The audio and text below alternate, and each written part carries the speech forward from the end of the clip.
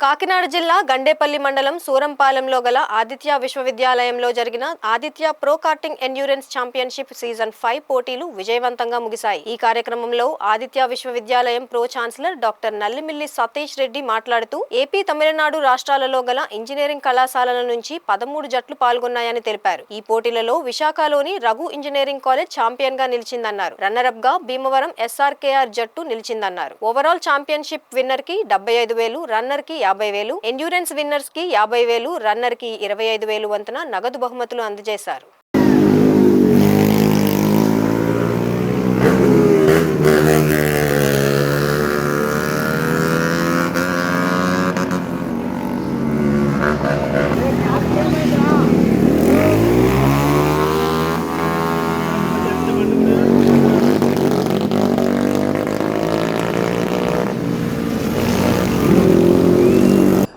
ఆంధ్రప్రదేశ్ నుంచే కాకుండా తమిళనాడు, కర్ణాటక నుంచి కలిపి మొత్తము 13 టీములు ఈ ఛాంపియన్షిప్లో పాల్గొనడం జరుగుతుంది. స్టూడెంట్స్ ప్రాక్టికల్గా నాలెడ్జ్ ఇంప్రూవ్ చేసుకోవడానికి, అదేవిధంగా థియరిటికల్గా వాళ్ళు చదివినటువంటి ఆల్ ఆస్పెక్ట్స్ని ప్రాక్టికల్గా ఇంప్లిమెంట్ చేసినప్పుడు ఎటువంటి మార్పులు రావడం జరుగుతుంది, ఏ విధంగా దాన్ని ప్రాక్టికల్గా దాన్ని చేయడానికి కావలసినటువంటి నాలెడ్జ్ ఏంటన్నది తెలియడం కోసమే ఈ ప్రో కార్టింగ్ ఛాంపియన్షిప్ మనం ఎవ్రీ ఇయర్ కండక్ట్ చేయడం జరుగుతుంది.